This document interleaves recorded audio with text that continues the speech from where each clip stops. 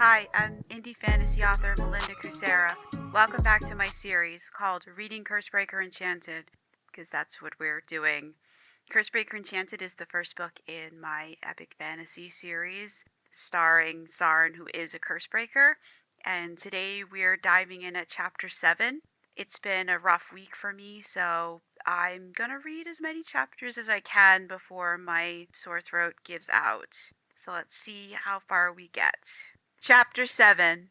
It's possible, Nola replied. If you cover the weapon in a natural fiber, how would a bunch of trees know it's there? If you don't use the weapon, it's not against the rules to carry it in there. Silence met Nolo's words, because that cloak-draped wraith had disappeared again. Nolo cursed. Sarn, where are you? You're not supposed to wander off. Nolo punched the blood-spattered ground and rose from his crouch. What I found here asks more questions than it answers. And he hated mysteries, especially the unsolvable type. But that's what sprawled before him. All the victims wore sturdy clothing now torn and bloodied, and cheap jewelry. In their pockets he found a handful of small coins, but nothing of any actual value. There had likely been 4 men and 1 woman, all torn apart. But the one thing I expected to find is absent. Either someone escaped the carnage with it, or someone else showed up afterward and stole it. Both were possible. Last year's leaves, now coated in blood, carpeted the clearing, but they'd taken no prints. A keening sound ended his investigation and sent Nolo hurtling towards its source. Don't be the kid. It was. Less than a mile later, Nolo crouched in front of Sarn. Horror had shut off the kid's reasoning, and it threatened to do the same thing to him. Sarn held his hands out halfway between himself and a dead boy, and they shook. Beyond that child lay 2 women and 3 men, all dead. Nothing had despoiled their bodies, thank God. They were whole, unlike the other sight. But the dead could wait. Sarn could not. Sarn had arrived 6 winters ago, half dead from exposure, with his brother in tow. Never had the kid spoken about how he earned the scars on his skin and his psyche. No, that stupid kid just bottles everything up until he explodes. Why won't you let me help you? Nolo waved a hand in front of the kid's radiant eyes. No response. He shook Sarn. What the hell is going on in your head right now? Sarn didn't reply, but his eyes lit his face, making him look young and lost. The sight punctured Nolo's heart, and it bled pity, something the kid would have scorned had he noticed. Thankfully he hadn't.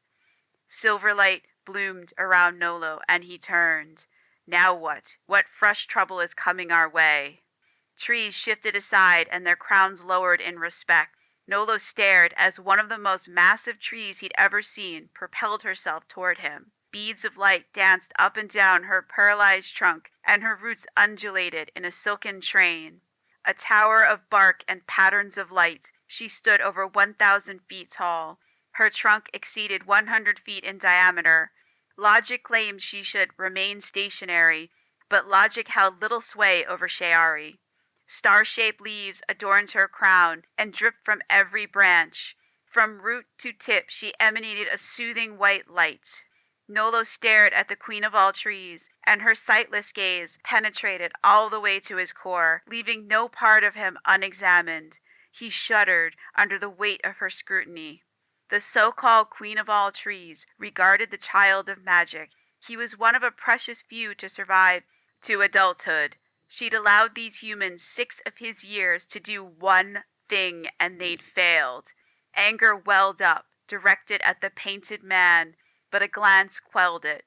Written in his blood and bones was one purpose: to protect people, objects, and places of power. He'd lived up to his ancestors' promise, but life had broken the child of magic. In less than 7 months, his magic would expand and kill him. I must save this walking loophole, this bringer of change. She extended a radiant branch toward him, and the power collected in a cloud of sparkling motes. I should take him away and find someone else to fix him. But something tied the child of magic to Mount Eredron. The queen of all trees tested that bond, but it was stronger than her. Surprise made her roots lash out and claw at the earth.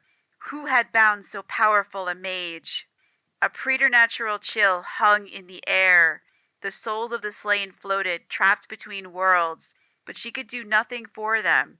Treachery, violence, and death tied them to this place. Their entrapment had torn the world's fabric, allowing the adversary to peer through, and the enemy was watching, its evil eye fixed on her, and her bark crawled in revulsion. Shafts of black ice speared toward her and shattered when they met the half-dome of white light around her. "Fool, you cannot harm me here. This is my forest." Silver roots lashed out, batting aside the next volley. Extending her aura, she hid the child of magic. As her power built, the ground rumbled. She didn't see the cockroach scuttling through the leaf mold towards Death's marksman's pocket, intent on hitching a ride. The earth under the Queen of All Trees' roots shifted, translocating them away from the lingering stain of murder. When ensconced again in the power of growing things, she resumed her search. Such a secure binding must have a powerful source. Untrained though he was, the child of magic had wits and power enough to avoid bindings if he chose. Why did you accept this yoke? Stretching out her magic again, she reached into the child of magic's heart where the tie originated. Each link was a promise forged by magic and blood. Again, not a surprise given his magic took in everything and reacted to it. But the source, bless my bark, the child of magic has a son. What is the child of a living loophole? A larger loophole? If the child of magic dies before his son turns 7, his son will die with him. I must prevent that, but how? The Queen of All Trees processed away. Through the magic, she'd seen all she needed to see, but not the roach crawling out of Nolo's pocket. Another entity peered through its eyes and laughed at how so small a thing could go unnoticed by the Witch Queen of Sheari. Nolo sagged, relieved the Queen of All Trees had left. He swatted the bug scaling his thigh in disgust, sending it flying. Sarn blinked eyes filled with green fire at him. What happened? Another slow blink returned the kid's whites and pupils to their correct locations. Only his irises glowed now. Nolo shook his head. I am not sure. The commander will have some ideas. The entire incident unnerved Nolo, or it did until the ground under his knees quaked. What now? Nolo asked, the general air around him. He caught a startled look from Sarn, but he moved a fraction of a second too slow. The kid sprang to his feet and ran without interference. Damn, that kid can move. Sarn ran as if the shaking ground provided no hindrance. Sarn, wait! Stop! The stupid kid followed neither order. Nolo hauled himself up and hurried to catch up. Sarn ran back toward the bodies and the epicenter of the earthquake. On his head map, a red star with too many vertices marked them both. Dread dogged him until a branch shot out at chest level and he struck it hard enough to bruise. Before he could move, more branches thrust themselves into his path, weaving a cordon. Beyond those branches, a veil of unnatural darkness rippled. Sarn's nose froze on contact with that alien substance. As he stepped back, Sarn rubbed his numb face. Light from his eyes stabbed at that barrier, but failed to penetrate that Stygian heat sink. His head map unfurled and flashed a warning, an icon bearing a star inside a circle. This is the 3rd time I've seen that tonight. What does it mean? Another branch thrust out, and it screamed as it touched the black wall in front of Sarn. Its bark grayed, and ice rimmed the pieces flaking off it. The limb bent and collided with his chest, driving the breath from Sarn as it shoved him back. Magic shot out of his hands and seeped into the injured branch. The tree stopped screaming as his magic pushed out that life-draining cold. Beyond the dark barrier, the ground ripped open a chasm, toppling bodies into its heart, too many to count. Something crawled up Sarn's pant leg, but he ignored it as the dead child vanished under an expanding pile of dirt. Over it, a red circle wrapped around a bleeding star. The image hammered at the box containing his most painful memories, then faded as the ground cracked, spewing a black, sulphurous fog. It shot skyward and pushed against the trees as they rushed back in to cover the site where fate knew how many people had died. Where is that foul blackness going? Sarn lost sight of it when the branches in front of him twisted into a net to capture that spewing horror, but its touch withered them, and it slipped through. Im, Meyer, Eritor, chanted a fell chorus. raising the hairs on the back of his neck. His magic screamed, repeating the same word, "Unnatural!" as if he needed that reminder. No doubt his magic wanted him to do something. What can I do? Is this unfolding horror heading toward my son? What will happen when it reaches him? I should be there to find out. Skipping as light as a wind-blown leaf over the still-churning ground, Sarn ran, and the forest giants flashed past. Fear clenched his heart and fueled his run. A rock wall loomed in front of Sarn, and he rushed headlong toward a vertical bar of black. "Hold on, son, I'm coming." Nolo ran after Sarn, but his charge outpaced him. He cursed as something blew past him, numbing his shoulder. Nolo massaged it as he ran. A gray blob outpaced him. For a second, the flying gray thing took on the rough outline of a child before it vanished behind a tree. I must have hallucinated that. There are no such things as ghosts. Nolo picked up the pace to narrow the increasing lead the kid had on him. What a marvel that troubled young man was. With his long, lean build, Sarn could outrun the wind. Magic helped the kid stay on his feet despite all the shaking.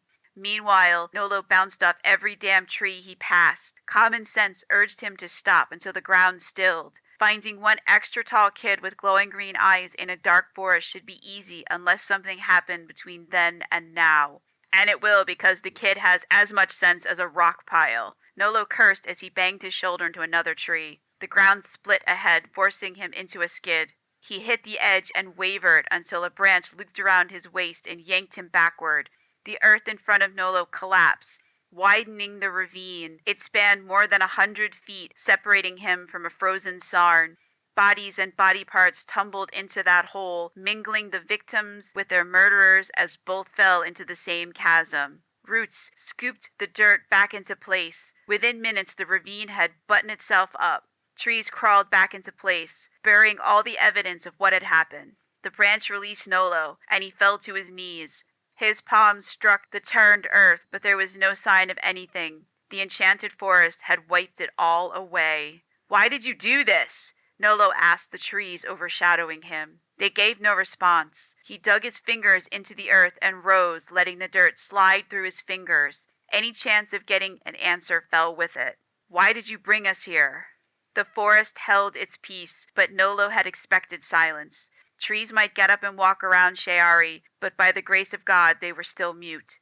Nolo scanned the shadows for the ever-present emerald glow of Sarn's eyes and saw only shadows. "Sarn, where are you?" No answer. Nolo made a slow circuit of the area where he'd last seen the kid and found no sign of him. Damn that canny boy. "Sarn, this isn't funny. Come out now. We need to leave the area. Sarn? Damn it, Sarn!" Nolo fell silent. Sarn had disappeared. Where the hell did the kid run off to now? He spent some time looking before giving up and heading back to rendezvous with Gerlo and make a report. That stupid kid had better be back there cooling his heels. And that was chapter 8. We met the Queen of All Trees, who's one of my favorite characters. If you've seen the Rings of Power, then you saw the 2 trees in Valinor. And I picture the Queen of All Trees being a lot like that, like really big, really bright, but she's mobile and sentient, and they aren't. I actually created her before I'd ever read the Silmarillion. I didn't know that there were giant glowing trees in Valinor, so I thought that was a really cool parallel when I finally did read the Silmarillion a couple of weeks ago, and I was like, oh, they've got giant glowing trees too, how cool! But their trees are not like my Queen of All Trees. She's something else. You'll see a lot more of her in the Curse Breaker series as it goes forward. And I think I'm going to try and read Chapter 8. Let's see if my voice will hold out for this. Chapter 8. Sarn gave the tangled branches overhead one more glance, but his sight failed to pierce them. Trees stood by watching him, no doubt waiting for him to make a move. Was this all a cruel game to them? Could that alien black thing cross the twin circles of menhirs? Sarn couldn't see them from here, just sensed their protective presence a half-mile away. A shaft appeared in front of Sarn as he skidded to a stop. It led into darkness so thick it reminded him of the strange thing at the murder sites. Did that darkness beat me here? If it had, he'd better hurry. Sarn turned his back on the forest and bolted onto a boulder. He dove through a cleft chiseled into the earth's bones. The fire inside his eyes threw a green nimbus around him, and it brightened as he tucked and tumbled. His sixth sense ballooned and bounced off 7 people, indicating a crowd below. Sarn ground his teeth in annoyance. He'd escaped one set of witnesses, only to trade them for another. Who are these clowns? And what are they doing? The granite under their feet sensed him coming and turned malleable to absorb the kinetic energy of his fall. Sarn rolled towards his goal, scattering the witnesses in his path until his end-over-end run dumped him into an underground river. The chilly water snuffed out his eyes' glow and sapped his energy. As Sarn surfaced, he grabbed a quick breath and glanced at 7 thunderstruck people. Shadows veiled them, hiding any identifying marks or insignia. Likely those fools belonged to a gang, but which one? Sarn tucked that mystery away for another time and submerged. Rocks pounded the surface, and Sarn wove around them as they sank. Damn it, I drew too much attention with this stupid stunt. As Sarn swam, the map-sharing space in his head unfurled, painting luminous green ribbons in the riverbed. Magic pulsed in those lines, starting a sympathetic beat in his skull. As his heart picked up the tempo, the magic called to him, deepening the trance as it winnowed away all his concerns. His strokes slowed as his limbs grew heavy, and he plummeted toward the magic. "Free me! I am imprisoned in the watery bed of my enemy! Free me!" demanded his magic. Sarn jabbed his fingers into the riverbed and searched for the magic enthralling him. "I must do what it commands." A mouthful of water finally broke the spell. His lungs screamed for air as Sarn clawed at the water until he surfaced.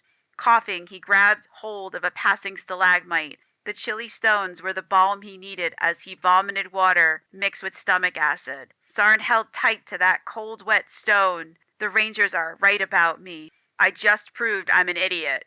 His magic didn't care if it destroyed its host. It could get another one. But I only have one body, and the next distraction could be fatal. The dead boy ghosted up in front of Sarn, breaking the tight ring of his thoughts. He felt the pull of those glassy eyes. They wanted something. Sarn glanced away, preventing a gaze lock from taking hold. "Leave me alone. I don't believe in ghosts." The specter ignored Sarn. Its dead eyes stared at him with a desperation that tore at his heart. Sarn pushed off the stalagmite and swam onward. His eyes burned, and his magic tried to reignite their glow and failed. A dark thing hurtled through the water, startling him. Another followed it. A third one struck his head, but his magic deformed its point before it could penetrate his clothes. Still, its impact jarred him and sent pain radiating through his shoulder. Sarn surfaced and glared at a quaking stalactite. Its tip cracked off and fell, helped by the flickering ghost boy whose translucent hands now pried at the top of another stalactite. Sarn dove aside as a 4th projectile splashed down, too close for comfort. "Are you trying to kill me?" Sarn met the startled eyes of the ghost, and it shook its head. The boy pointed at something in the water. For one heart-stopping moment, a face floated on the surface, then a rock disrupted it. Sarn rubbed his eyes. That face. Oh, fate. I couldn't have seen him. No, Hadrival's gone. That psycho isn't haunting me.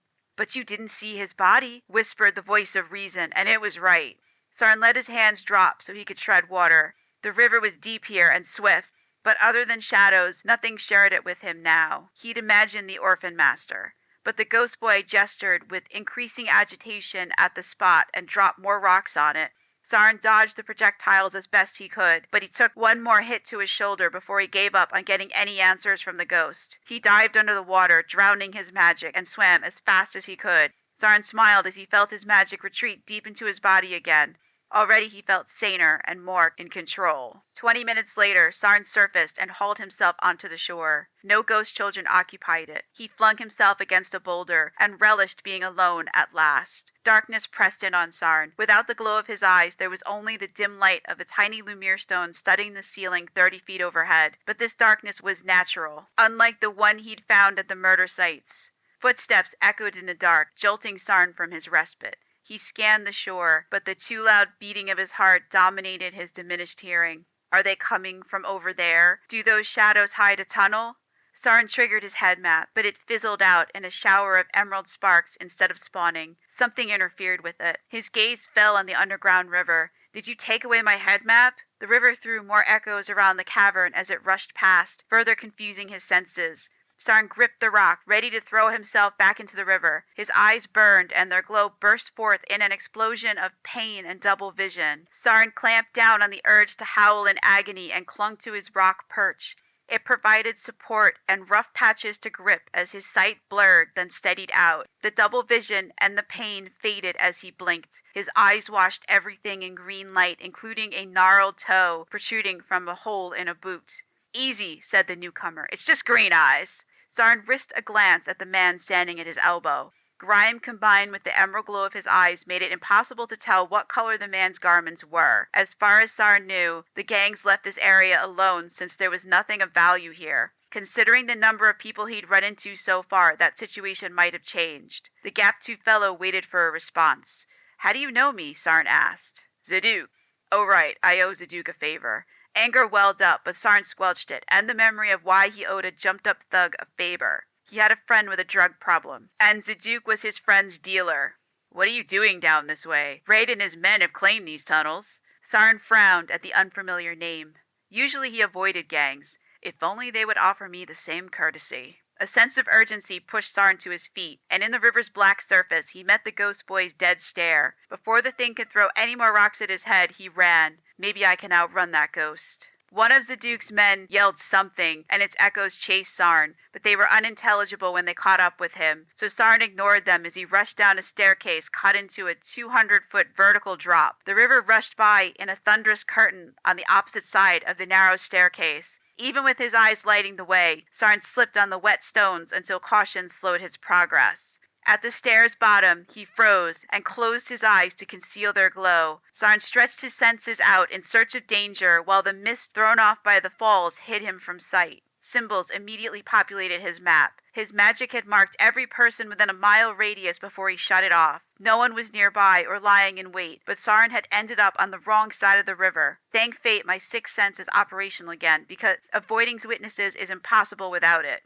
Enough people had already seen him tonight, but that didn't stop Sarn from vaulting from boulder to boulder across the white-capped river. On the far shore, he checked his head map, which had just flickered into view, before selecting one of the 3 tunnels confronting him. Sarn took the left turning at a run and hit the maze comprising the lower quarters. Squalor, even one with such a genteel moniker, was still rank as poverty. The stink of urine, rotting food, and unwashed bodies intensified as he fled the river. Toward the caves where the indentured dwelt, he headed, half choking on its damp, fetid air. What a change from the clean, woodsy scent of the forest, and his lungs protested every breath. His footfalls echoed despite his attempts to muffle them. My son must be okay. That one thought repeated, growing louder every time Sarn caught sight of the ghost child dogging his heels. Ahead, the way forked again, and he skidded to a halt as a voice whispered, "Eam, Meyer, Eritor." He still didn't know what it meant or why he heard a replay now. Sarn shook his head as the voice faded. What the hell was going on? A coughing fit doubled him up as smoke belched from a nearby grate. Each cough drove the unfamiliar phrase from his thoughts as Sarn staggered away. He must leave this tunnel and find another way. Pulling energy from somewhere, he flushed out the fatigue burning his legs. He needed a breath of fresh air, but the lower quarters had none to offer him. Sarn rounded a bend and skidded to a halt by a shield-shaped rock formation. In front of him, the ghost boy floated, arms outstretched, head shaking in denial. Behind the ghost lay the entrance to a gallery. Sarn checked his head map and frowned at a sea of skulls and crossbones littering its contours. After sifting through the attic symbols, Sarn relaxed when his friend's icon was absent. Maybe Shade had embraced sobriety as promise. For a moment, the old curiosity seized Sarn. The ghost's eyes implored him to select another route, and the sight of those pale green eyes reminded Sarn why he'd come down here, to check on his son. He turned aside. Every sound echoed despite the moldering fabric strung up by generations of women. Instead of soundproofing, they had established hanging mold colonies festering with disease. He dodged their fringes, sacrificing speed for assurance none of their filth touched him. Veins of a luminous stone, Lumiere, found only in Sheari, tried to light his way. They ran in parallel lines close to the 30-foot ceiling, but they threw hardly any light onto the eternal gloom, choking the subterranean level. His eyes made up for the weak light nature had provided as he pushed on. Sauron relaxed when he entered a gallery full of collapsed columns, smashed stalagmites, and broken stalactites. Their sharp protuberances gave the cavern teeth and kept the curious at bay. But picking his way through those rock formations took time, since some piles of debris stood taller than him. Sweat had drenched Sauron by the time he reached the other end of the 500-foot gauntlet. He wiped the sweat from his brow before it could burn his eyes while he got his bearings. 3 tunnels confronted him. Checking both on his head map, he searched for people icons. The first 2 had pedestrians, so he set off down the 3rd tunnel as soundlessly as possible. Sauron listened for signs of pursuit, but the echoes reaching his ears held jocularity instead of threats. Someone had found a flask of wine, judging from the laughter. That someone was having a marvelous time getting drunk. This area of the lower quarters was a pain in the butt to find, making it the perfect place to hide out. The caves were difficult to reach, but the setup offered more security than any other place down here. So what if they provided cramped accommodations? Debris from the earthquake these caves had survived restricted their access. Sauron put those thoughts away as he loped around the bends, keeping his steps as light and quick as a feather. After about a half hour, he arrived at his goal, a door formed by rough planks, and it had never looked so damn inviting. Sauron halted and checked for signs of forced entry as he sucked in deep breaths. His heart beat in his ears again, limiting what Sauron could hear. He pushed his 6th sense into the room, and 2 stars bloomed on his head map. One marked his brother, and the brighter one pointed to his son. His hand fell to the handle while his 6th sense swept the tunnel for watchers. Dim lights flared 100 paces down around the bend in the tunnel where the foundlings lived. He counted 24 tonight. Yesterday, there had been 19. Who came back? Not Beku, his son's mother, because her icon wasn't there. He swatted that curiosity away as the door yielded. Fear pushed him into the cave. And that's the end of chapter 8. So next week we will meet Sauron's family. His brother and his son, and we'll see what they've been up to while Sauron's been running around in the Enchanted Forest, finding bodies, interacting with ghosts, running into gangsters. Thank you for listening. Again, this is Curse Breaker Enchanted. If you want to read ahead or read along, Curse Breaker Enchanted is available as an ebook, a paperback, a hardcover, and also as an AI narrated audiobook with a male voice. I'm not a guy, so I'm doing the best that I can with the male voices. And yes, the ghost boy who was chasing him is the ghost of the child whose body that we saw in the previous chapter, the one that sent Sauron into that stupor that Nola found him in at the beginning of chapter 7. So yes, it is the ghost of that boy, and that ghost is going to be really important in the second half of the book. Well, actually in the second part. Curse Breaker Enchanted, as I explained in the first episode of this series, is actually 2 books. So we're in the first part, which is the first book, which is about betrayal, but we really resolve this part of the mystery about the ghost and about those murdered people in the second half in part 2. And you'll see why in a couple of chapters. I think it's 2 chapters from now, you'll see why he's not able to resolve it in this first part. Something happens that throws him way off course, and it takes him a few chapters to get past that and be able to get back on track with the mystery of what happened in the forest. So I hope you'll stick around, and I'll have links in the description or the show notes depending on where you're listening to this. If you want to get a copy of Curse Breaker Enchanted and read along or read ahead, you can do that. Curse Breaker Enchanted is the first book of a 9-book series. There's also a bunch of prequels, and his sister, who Yul meets very briefly at the end of this book, has her own series. So there's a whole lot more where this came from. And all the books that I write are set in the same world. So if you love the Queen of All Trees and the Enchanted Forest and its wackiness, it's in all the books. Everybody has different interactions with them. They learn different things about the forest in different series, and also about the Queen of All Trees. So it's ever evolving, this crazy world. And that's all we've got time for this week. So thank you so much. Make sure to like and subscribe. It really helps. And also make sure that you get notified when the next one drops. I'm going to try and do a couple a week. I work full time, as I said in a previous episode. So my intention is to do a couple a week. I don't know if my job will allow me to do a couple a week, but I'm going to try. My goal is to narrate the entire book of Curse Breaker Enchanted, which is 40 or 42 chapters. It's the longest book in the series so far. So we'll see you in a couple of days. Have a great evening or a great day, depending on where you are.